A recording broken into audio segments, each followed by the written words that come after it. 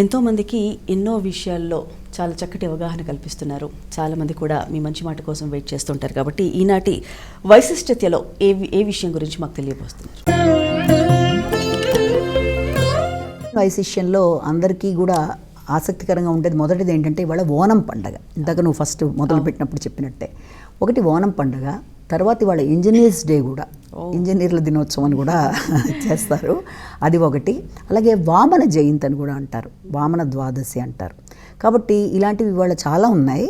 ఇందులో ముఖ్యంగా ఈ కేరళ వాళ్ళు చాలా విశిష్టంగా చేసుకునే ఈ యొక్క పండుగ ఈ రోజున మనకు అన్ని గేటెడ్ కమ్యూనిటీస్ అన్ని ఊళ్ళల్లో కూడా ఎక్కువగా ఇది చేసుకుంటున్నారు. ఈ రోజున వాళ్ళందరూ కూడా చాలా విశిష్టంగా ఇది వీళ్ళకి 10 రోజుల పండుగ, ఒకరోజు కాదు, వీళ్ళకి 6వ తారీఖున బిగినే అవుతూనే ఉంది. ఇది ఈ రోజు దీన్ని తిరువోణం అంటారు, అంటే లాస్ట్ డే. ఈ రోజున వాళ్ళు చేసుకునే పండగలో కూడా వాళ్ళకి దీనికి వివిధ ఆచారాలు ఉంటాయి, పద్ధతులు ఉంటాయి. అందులో ఏంటంటే ఇదంతా కూడా వాళ్ళకి వ్యవసాయానికి సంబంధించిన పండగ కూడా వాళ్ళు చేసుకుంటూ ఉంటారు. వ్యవసాయం ప్రజా శ్రేయస్సు కోరి, తర్వాత సాంఘిక అసమానతలు లేకుండా సమానత్వం కలగడానికి, ఇలా ఎన్నో కారణాలతో ఇది చాలా పెద్ద పండుగ. వాళ్ళ గవర్నమెంట్ హాలిడే కూడా ఇస్తుంది. అది యొక్క కేరళలో ఇది చాలా విశిష్టంగా చేసుకుంటారు.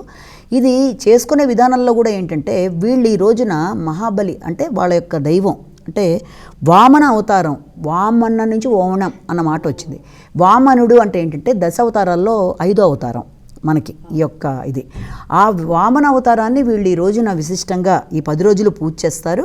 అంటే వామన ద్వాదశి అంటే అర్థం అంటే వామనుడికి సంబంధించిన పండగ ఇది ఒకటి.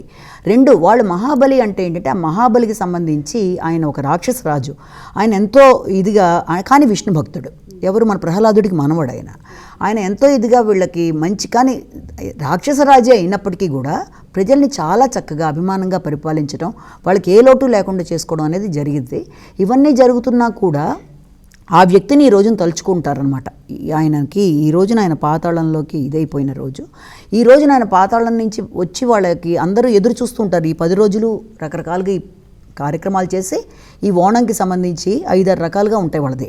అందులో మొదటి భాగం ఉంటే పుక్కలం అని చెప్పి ముగ్గులు పెట్టే విధంగా అందరు రంగురంగు వల్లులు తీర్చిదిద్దుతారు, మొదటిది. తర్వాత వనక్కొడి అంటే ఏంటంటే ఇష్టమైన వ్యక్తులకి వాళ్ళ కేరళ సాంప్రదాయమైన బట్టలు ఉంటాయి, ఆ కేరళ సాంప్రదాయమైన ముండు డ్రెస్ అని చెప్పి అలాంటివన్నీ కూడా వాళ్ళకి పంచిపెట్టుకోవడం ఇష్టమైన వాళ్ళందరికీ. తర్వాత ఓనం సద్య అనేది 3వది. అదేంటంటే ఈ 10వ రోజున అంటే ఈ యొక్క ఇవాళ వస్తారు బలి, తన యొక్క ప్రజల్ని చూస్తాడు అని ఒక విశ్వాసంతో వాళ్ళ యొక్క రాజు కోసం ఎదురు చూస్తూ ఉంటారు. కాబట్టి ఈ రోజున ఆయన వచ్చే సమయానికి ఏం చేస్తారంటే వీళ్ళందరూ మధ్యాహ్నం బంధుమిత్రులతో కలిసి భోజనం ఎలా చేస్తారు అంటే చక్కటి అరిటాకులో రకరకాల పాపడ్స్, చిప్స్, ఆ తర్వాత ఈ స్వీట్స్ 13 రకాలు మినిమం పెట్టుకుంటారు.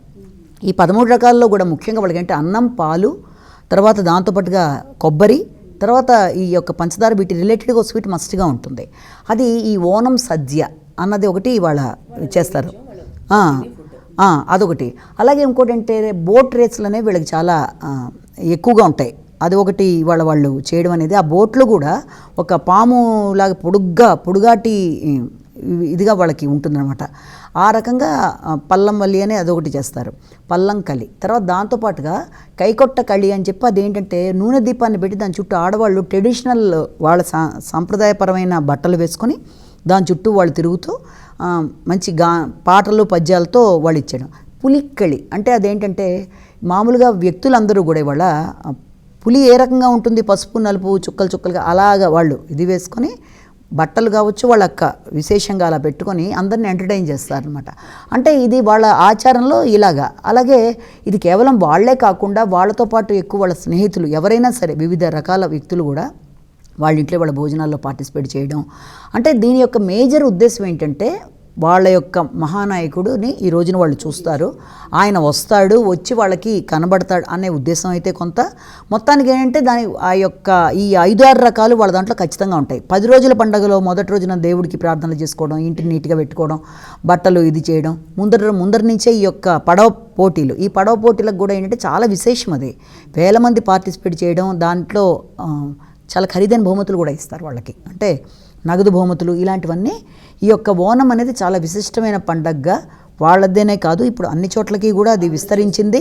అందరూ కూడా అనేక ప్రదేశాల్లో కూడా ఎక్కువ మంది ఉంటున్నారు కాబట్టి వాళ్ళు దాన్ని పార్టిసిపేట్ చేసి చేయడం అనేది ఇది ఓనం సంబంధించిందే.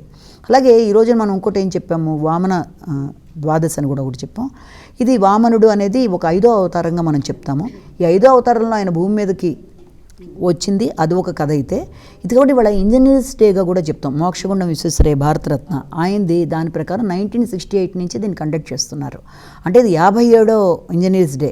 ఈ రోజున ఇంజనీర్లు అంటే మనకి దేశానికి ఎంత ఉపయోగపడతారు వాళ్ళు అన్నది అందరికీ తెలిసిన విషయమే. ఆ ఇంజనీర్లందరినీ కూడా ఈ రోజున ఆయన జ్ఞాపకార్థం తలుచుకుంటూ, మామూలుగా అయితే మోక్షగుండం విశ్వేశ్వరయ్య గారిది 163వ బర్త్డే అయినా ఇది 1968 నుంచి కండక్ట్ చేస్తున్నారు ఇంజనీర్లని ఇది చేసుకొని. కాబట్టి ఈ రోజున అన్ని ఆఫీసుల్లో కానీ పర్సనల్గా కానీ ఇంజనీర్లందరినీ గుర్తించి గౌరవించి ఈ రోజున ఒకరికొకరు గ్రీటింగ్స్ చెప్పుకోవడం అనేది సరే ఎలాగో మనకి నెట్ వీటిలలో అయిపోతుంది.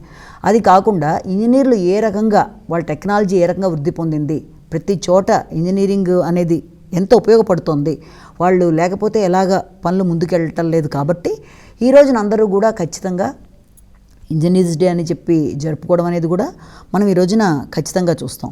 కాబట్టి ఇది మనం ఒక ఇంజనీర్స్ డేగా తీసుకున్నా, లేకపోతే ఒక కేరళ ఓనం పండగగా తీసుకున్నా చాలా పెద్ద పండగ. కాబట్టి ఇవాళ మనందరం కేరళ శుభాకాంక్షలు కూడా అందరికీ మనం చెప్పాలి.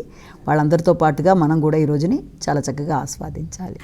చాలా చక్కగా వివరించారు. ఓనం పండగ యొక్క విశిష్టతను మరి అమ్మ మాటల్లో విన్నాం కదా.